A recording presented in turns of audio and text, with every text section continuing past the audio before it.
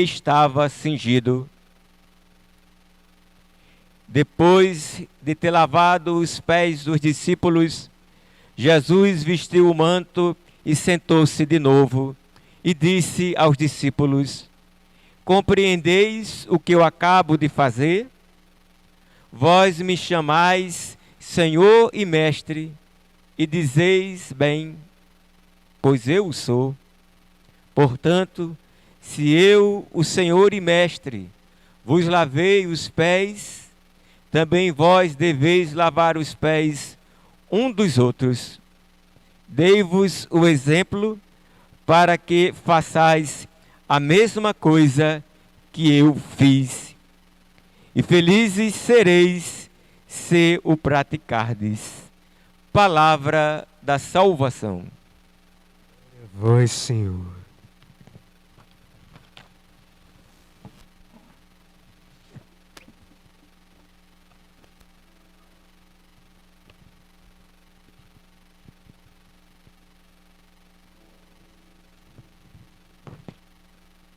Amadas e amados de Deus,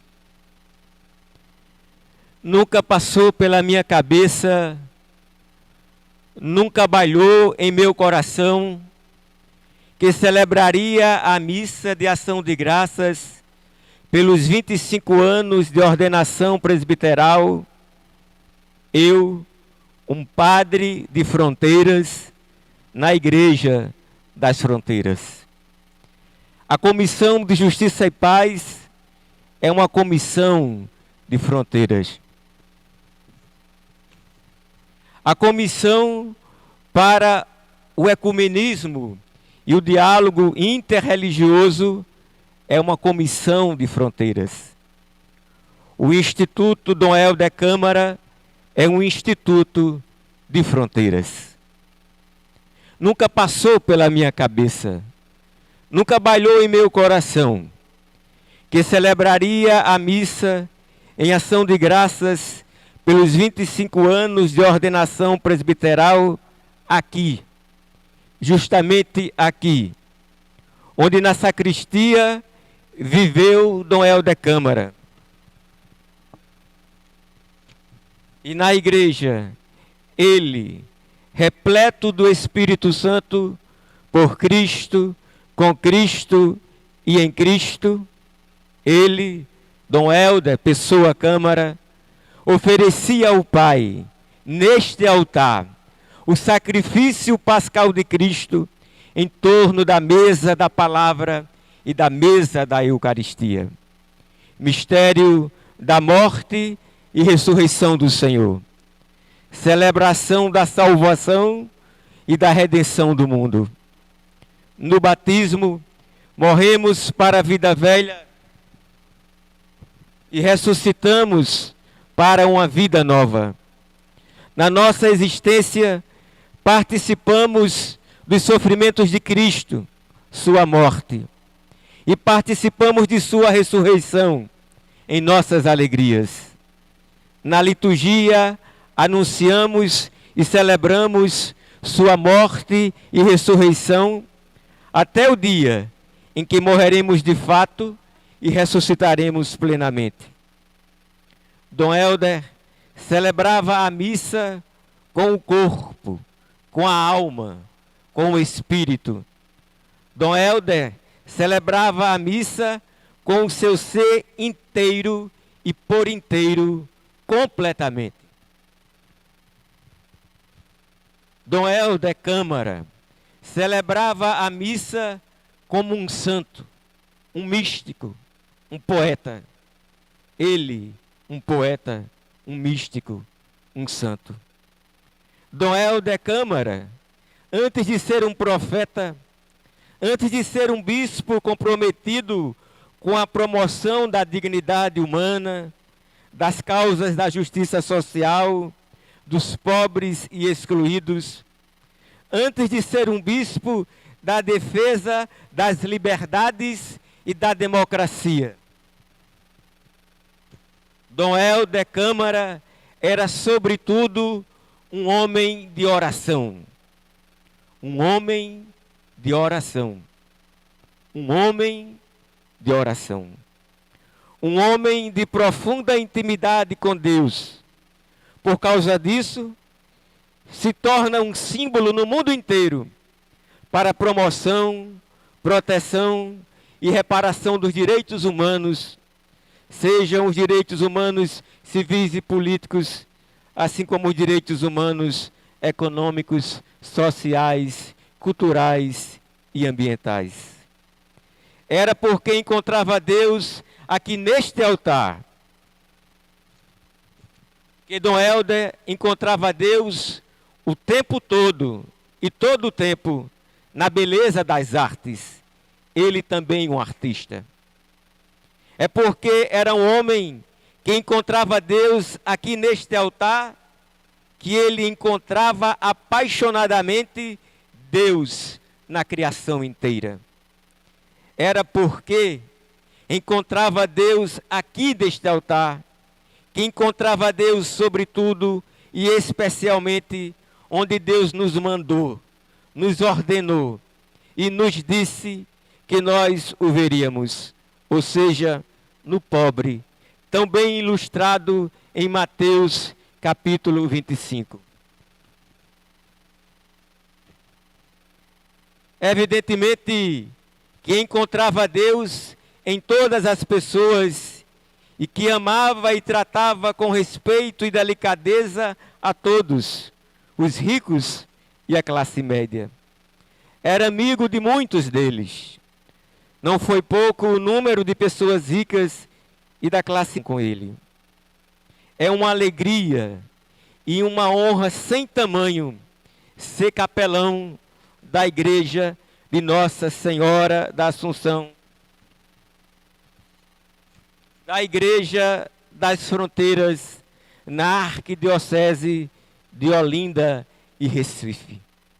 Nada, absolutamente nada, a não ser o Evangelho, movia Dom Helder Câmara a olhar Jesus nos pobres e procurar uma resposta emergencial e buscar também uma resposta estruturante, nascida do seu coração de bem-aventurado que era, porque o seu coração tinha fome e sede de justiça, e também porque o seu coração era um coração artífice da paz. Dom Helder Câmara, pessoa, igual a outros poetas salmistas do Antigo Testamento, era o Salmo 85 em pessoa. A verdade e o amor se encontrarão, a justiça e a paz se abraçarão. Nunca passou pela minha cabeça, nunca balhou em meu coração, que celebraria a missa em ação de graças pelos 25 anos de ordenação presbiteral tão sozinho, por causa de uma pandemia. Mas confesso que nesta minha solidão eu não estou sozinho. Abraço a Deus, abraço a igreja, abraço minha família, minha amada mãe, Dona Quieta, meus irmãos, Dedé, Nenê, Oninha e Fabiano, meus cunhados, sobrinhos e familiares. Abraço meu pai, Chico Piúba, um poeta, que faria hoje 91 anos e celebra comigo, diretamente daquela parte do credo que professamos e chamamos de comunhão dos santos.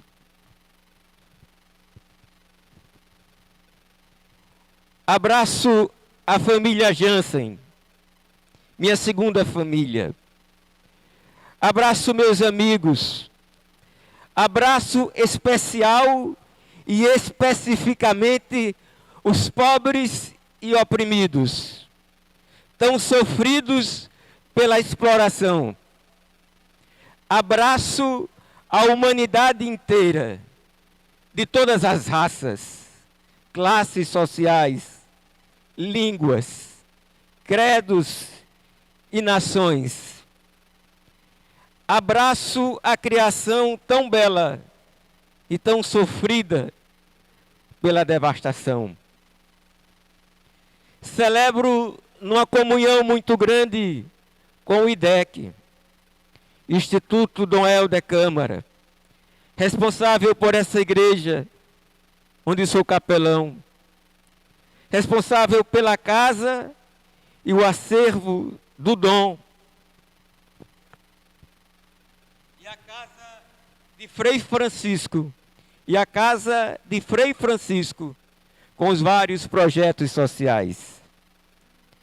Celebro em comunhão com a paróquia de Santana, em Currais Novos, sertão do Seridó, terra potiguar, que celebra nestes dias nossa padroeira Santana.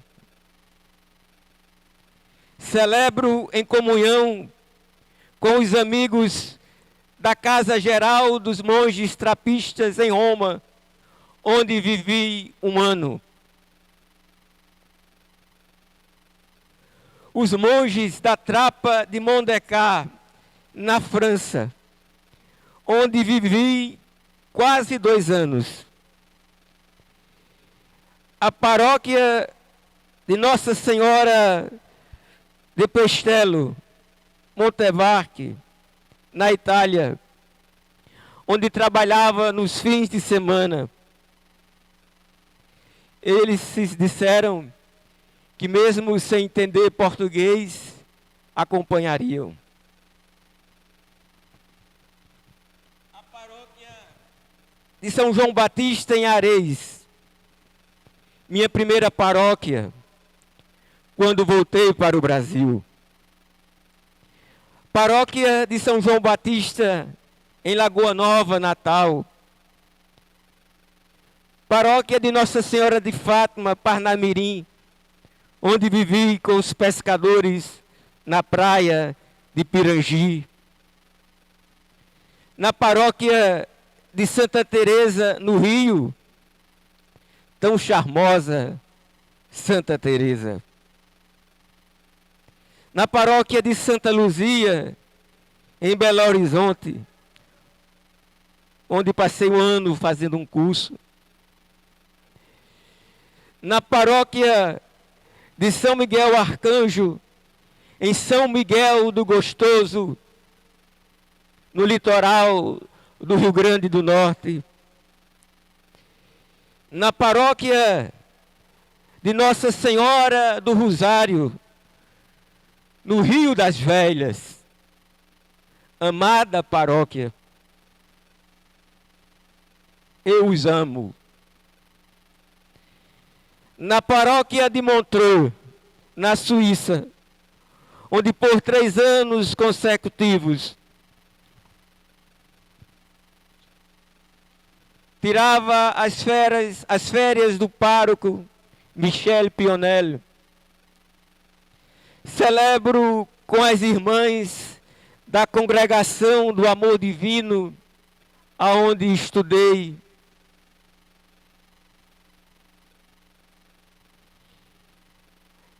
E as filhas de caridade que me acolheram para um dia de retiro.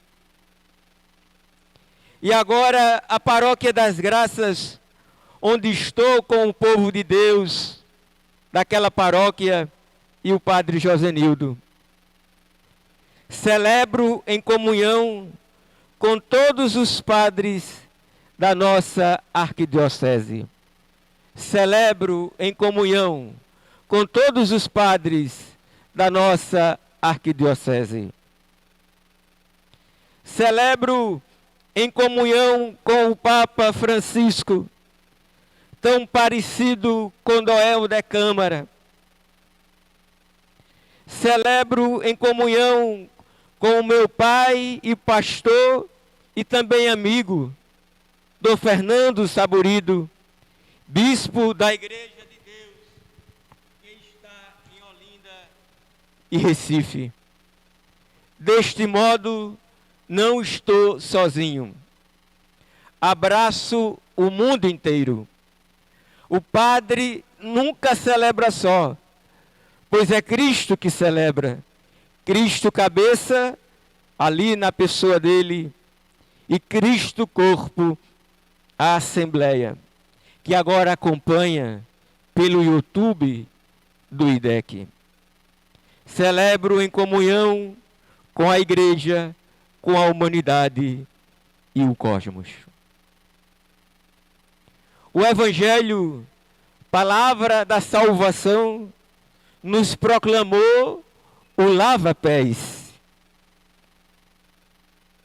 Na noite em que ia ser entregue, aquelas mesmas mãos de Jesus que tomaram o pão e depois o cálice com vinho, são as mesmas mãos que tomaram a jarra, a bacia e a toalha nas mãos. No primeiro momento, ele instituiu a Eucaristia. No segundo momento, ele instituiu o mandamento novo do amor.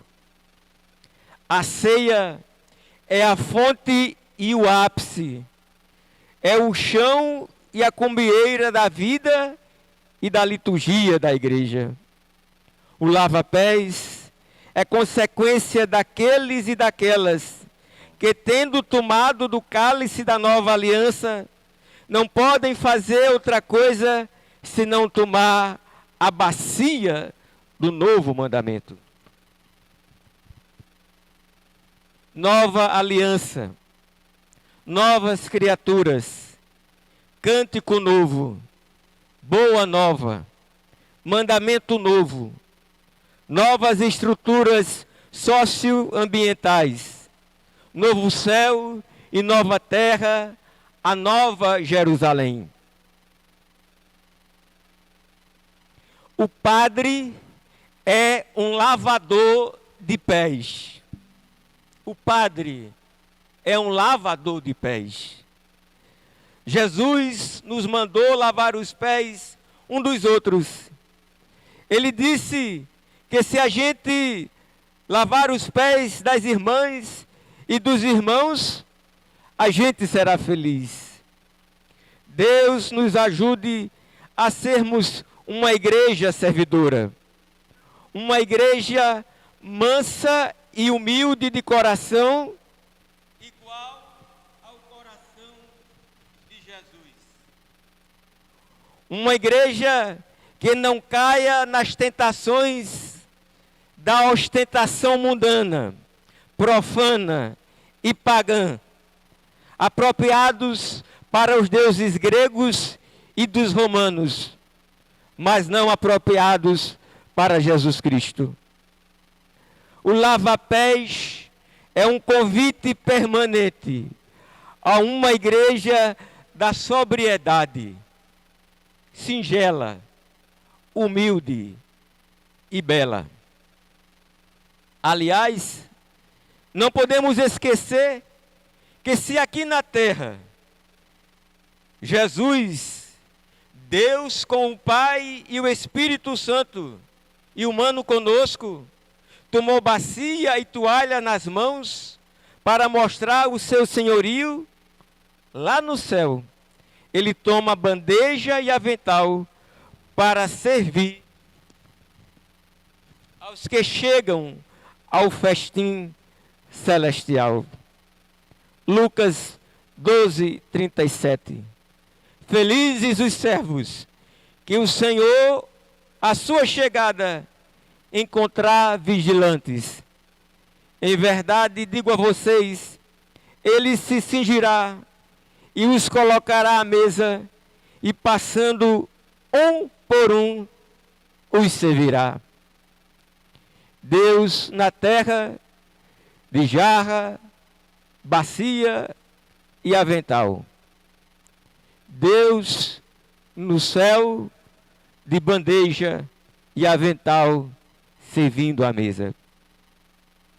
Tomemos a jarra, a bacia, a toalha nas mãos, o avental, a bandeja.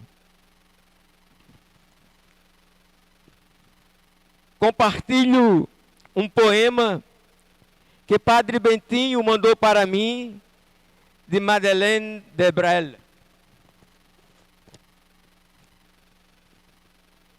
Se eu tivesse que escolher uma relíquia de sua paixão, gostaria de ter exatamente esta bacia cheia de água suja. Girar o mundo com esse recipiente. E a cada pé cingir-me da toalha. E me inclinar lá embaixo. Jamais levantando a cabeça, mais que a panturrilha. Sem distinguir os inimigos dos amigos. E lavar os pés do vagabundo, do ateu, do viciado, do preso, o assassino, dos que não me cumprimentam mais, desse companheiro para quem eu nunca oro, em silêncio, do mesmo modo que todos, de modo que todos percebam no meu o seu amor. Se o Evangelho nos faz entender e sentir que o Padre é um lavador de pés, a primeira leitura diz ao nosso intelecto e ao nosso afeto que o Padre é um pote de barro. 2 Coríntios 4:7. Carregamos, porém, esse tesouro em vasos de argila. No dia de nossa ordenação, o Pai nos ungiu com o Espírito Santo e nos configurou ao seu Filho, Cristo sacerdote. De tal modo que se já éramos pelo batismo partícipes do sacerdócio régio de Jesus, naquela noite, sem nenhum merecimento de nossa parte, na Catedral de Santana de Caicó, fomos configurados ao sacerdócio ministerial de Cristo para, in persona Christi, viver, celebrar e anunciar a Páscoa e sermos consagrados ao seu serviço, da igreja, da humanidade e da criação. Fomos ordenados eu e os padres Valquimar, Everaldo e Amaurílio. Celebro esta missa também em comunhão com eles. Porém, ser padre não é motivo de glórias ou vaidades. Somos potes de barros. Potes de barro. Somos frágeis. Temos, porém, esse tesouro em vaso de barro, para demonstrar que este poder,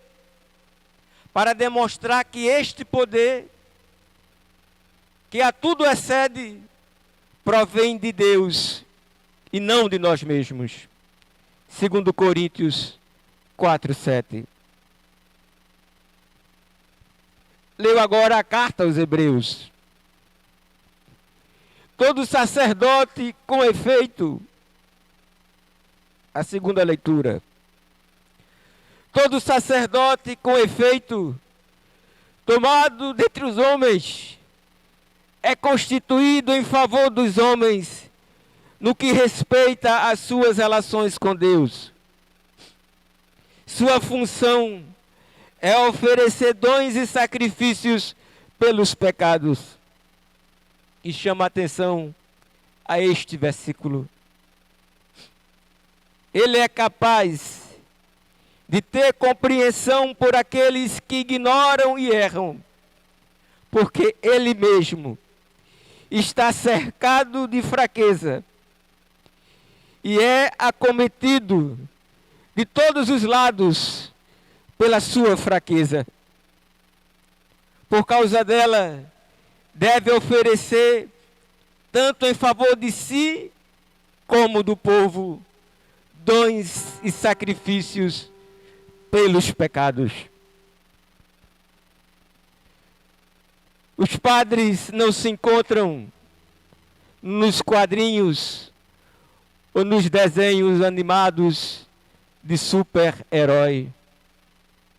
A palavra diz que nós somos cercados de fraquezas. E por causa disso, somos capazes de compreender a fraqueza dos outros.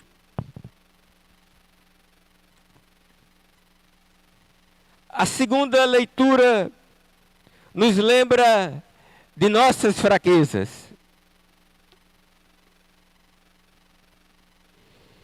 Na minha fraqueza encontro Jesus. Na segunda carta de Coríntios 13:14. Por certo, ele foi crucificado em fraqueza, mas está vivo pelo poder de Deus. Também nós somos fracos nele. Todavia, com ele viveremos pelo o poder de Deus. O apóstolo Paulo escuta a palavra de Deus numa experiência extrema de fraqueza, segundo Coríntios 12:9. Basta-te a minha graça, pois é na fraqueza que a força manifesta todo o seu poder. E continua mais adiante, no versículo 10. Por isso eu me alegro nas minhas fraquezas, pois quando sou fraco, então é que sou forte. Nós somos homens retirados do meio dos homens,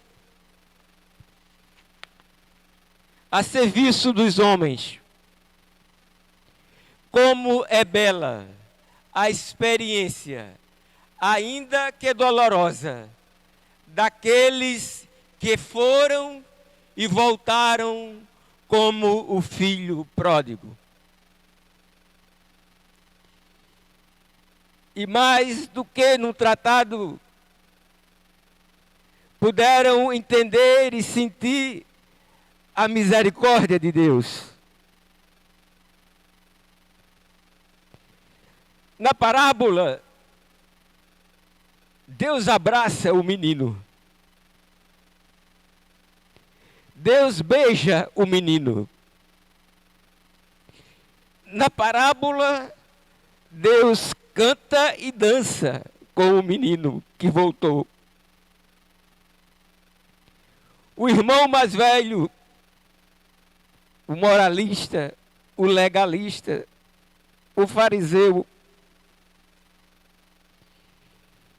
que nunca quis entrar na casa, Dom Helder diz, quiçá que ele tenha entrado. O irmão mais velho ouviu de longe barulho de música e de dança.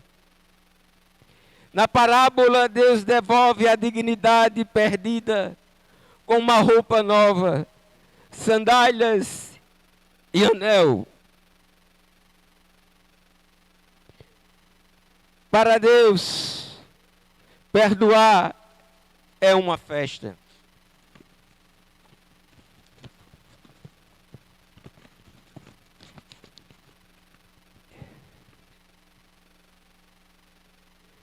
esta parábola não é para mim uma parábola.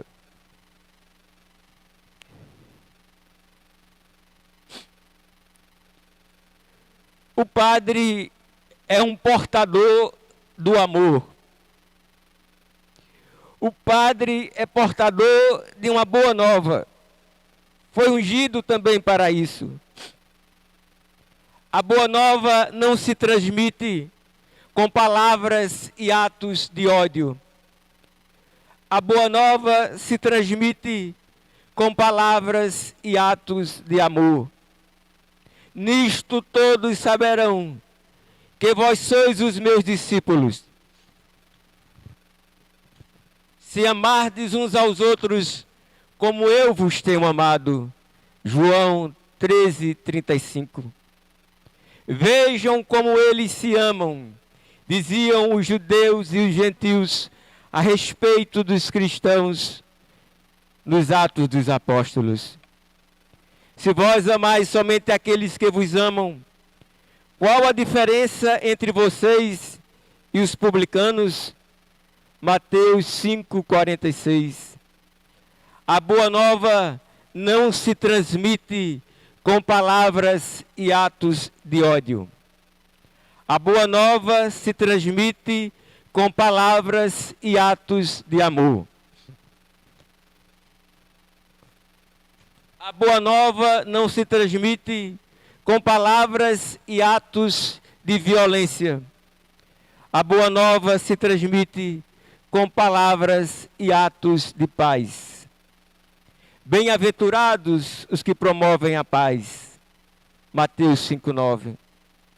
Aquele que disse: eu vos dou um novo mandamento. João 13:34. Foi o mesmo que disse: eu vos dou a minha paz. Com o avanço do ódio e da violência no país e no mundo, nós não podemos ser fascinados. Nós não podemos ser fascinados a não ser pela paz e o amor que vem do nosso grande Deus, Senhor e Salvador Jesus Cristo. Tito 2:13. Penso nos que sofrem todo tipo de preconceito e toda sorte de discriminação só porque é idoso, mulher, negro, índio, pessoa com deficiência física ou mental, só porque é católico ou evangélico, só porque é de religião de matriz africana, ou ainda sofre por causa de sua orientação sexual. Em nenhuma página do Evangelho, Jesus mandou odiar.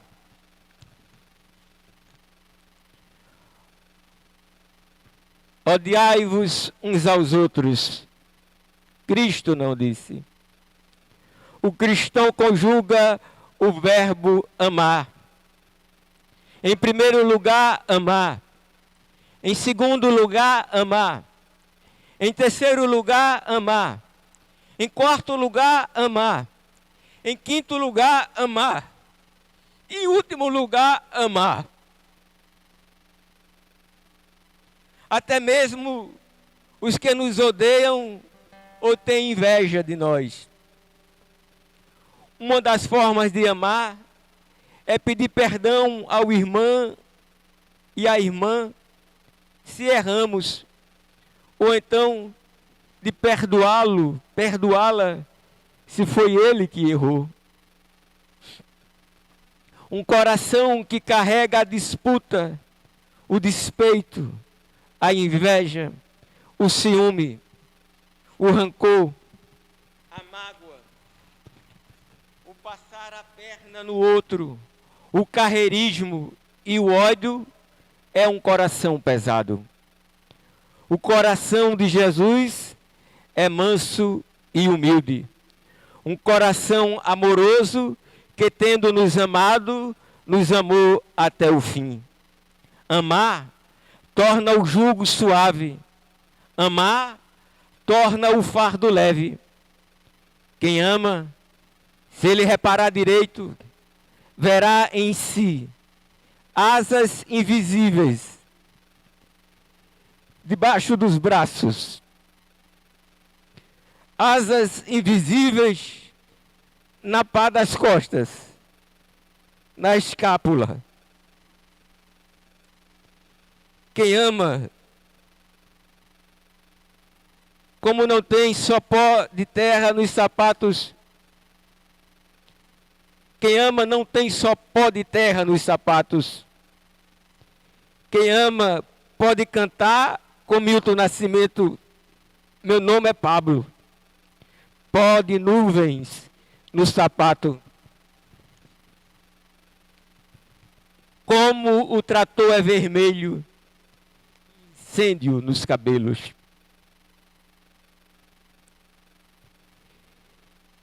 Eu me alongo e peço que você se alongue também comigo, com essas palavras de Deus, cheias de graça e de encanto.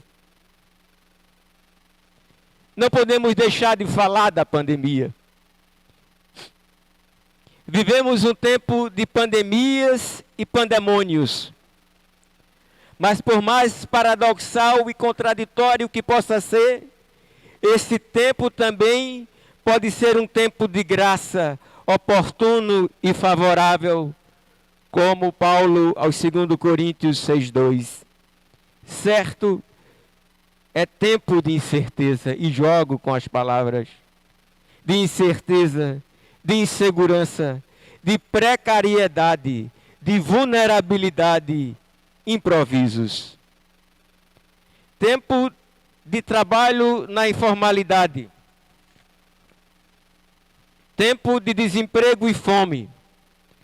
Tempos de uma escandalosa concentração de renda.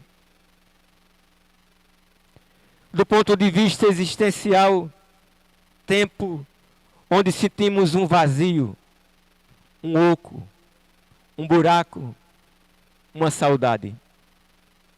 Tempo de graça, oportuno e favorável para a retomada ou o crescimento da vida espiritual, de nossa dimensão religiosa.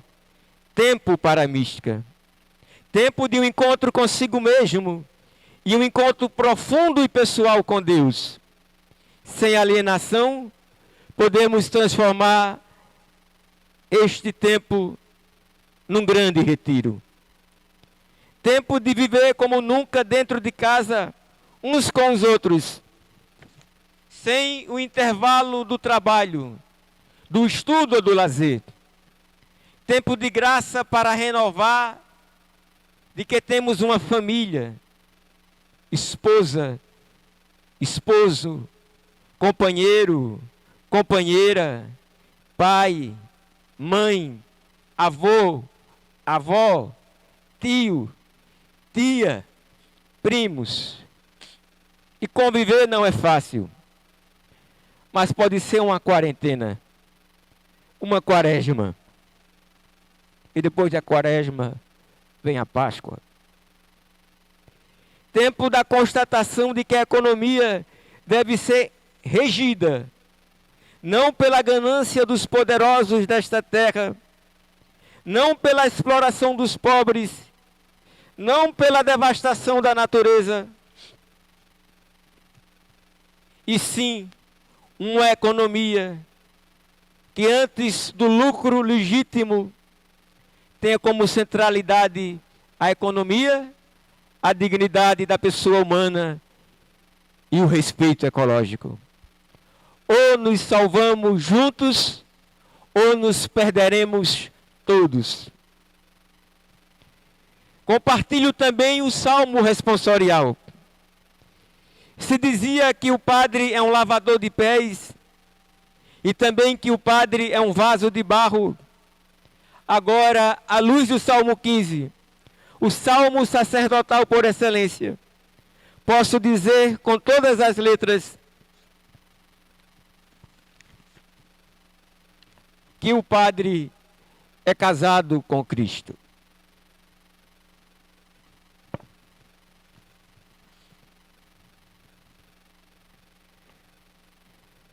Sempre fico incomodado quando tenho que preencher cadastros e colocar no meu estado civil solteiro e na profissão ministro religioso.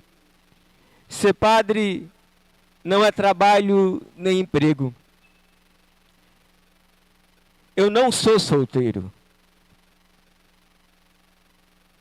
Eu sou casado. Celebro esta missa de bodas de prata, de ordenação sacerdotal, como se fosse uma missa de bodas, de prata, de casamento. Se a igreja toda ela é a esposa amada de Cristo, nas cartas paulinas, o padre, por causa de sua consagração, antecipa nele, aqui na terra, mesmo caindo e se levantando, o que a igreja vai ser um dia lá no céu, em plenitude, a esposa de Cristo, sem ruga e sem mancha, toda bela.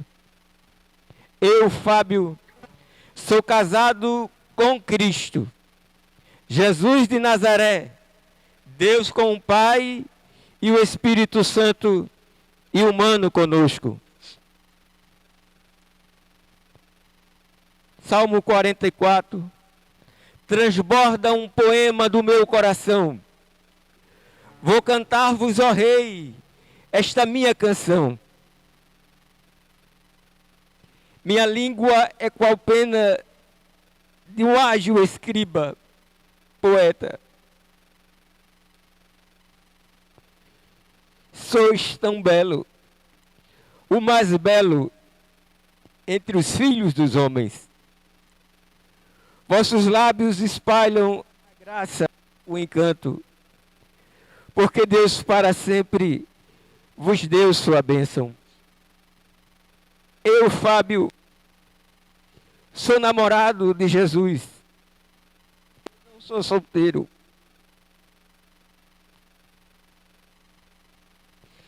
Sou namorado de Jesus, Deus com o Pai e o Espírito Santo.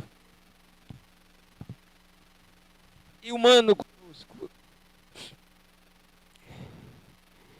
Digo ao Senhor, meu namorado, com o Salmo 15, que respondemos nesta missa. Somente vós sois meu Senhor. Nenhum bem eu posso achar fora de vós.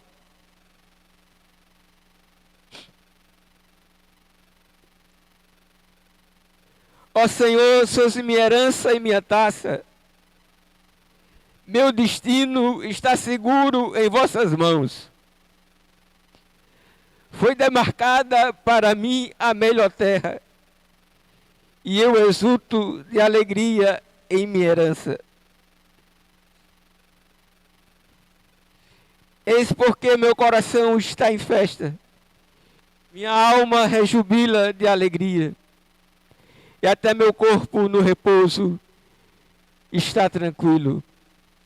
Junto de vós, felicidades sem limites, delícia eterna e alegria ao vosso lado.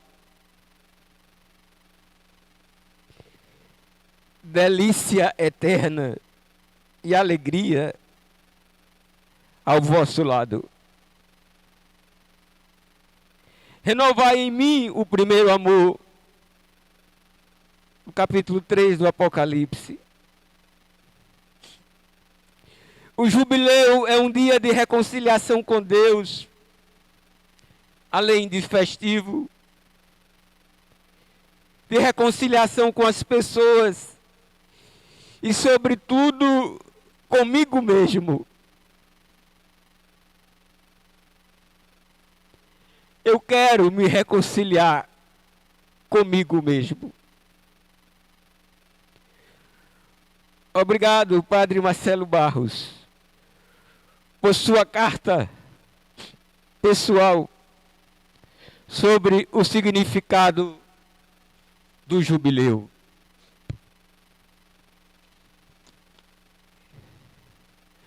Jesus é o amado da minha alma.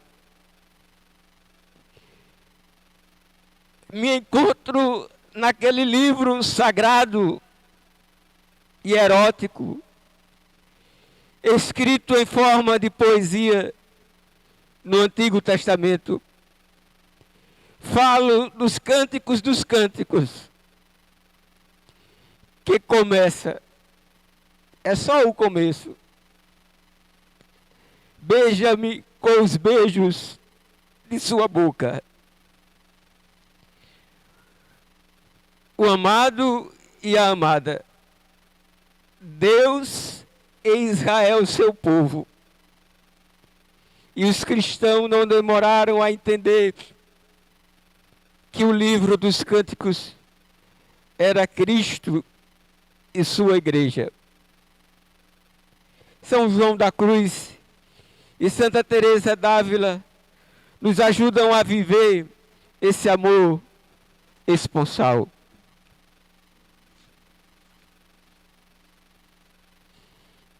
E termino com o Cântico dos Cânticos 3, de 1 a 4. De noite em minha cama busquei aquele a quem ama a minha alma. Busquei-o e não o achei. Levantar-me-ei, pois, e rodearei a cidade pelas ruas e pelas praças. Buscarei aquele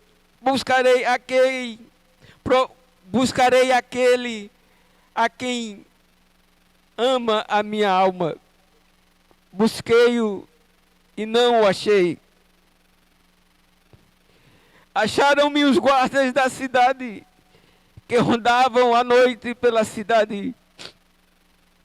Eu lhes perguntei: vistes aquele a quem ama a minha alma? Apartando-me eu um pouco deles, logo achei aquele que ama a minha alma.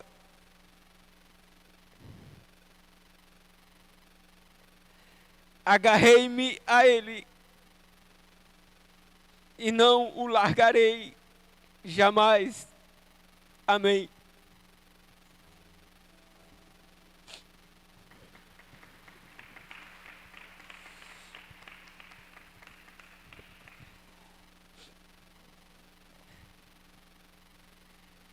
Cantemos o hino do ofertório. As intenções todas foram colocadas na homilia.